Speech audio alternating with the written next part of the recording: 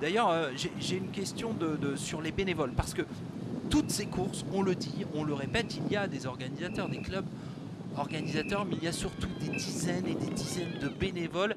Et Benjamin de Saulnes en Lorraine nous demande quelles tâches effectuent les bénévoles et combien sont-ils plus ou moins.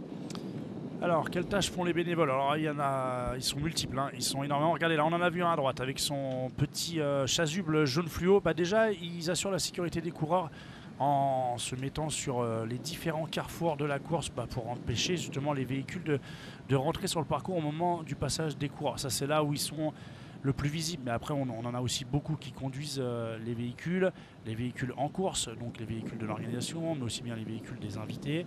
On en a aussi, et nous on les voit tout à l'heure, et on en a parlé, on en a aussi beaucoup qui sont sur les sites de départ et d'arrivée pour installer tout ce qui est barrière, signalétique, installer toutes les publicités et tout ça. Donc voilà, c'est vraiment des gens qui sont en multitâches. On en a aussi qui nous ont donné à manger ce midi. Donc il y en a aussi qui préparent la salle pour aller manger, la salle pour les conférences de presse. Donc voilà, toutes ces choses-là sont faites par des bénévoles et pour la plupart des organisations.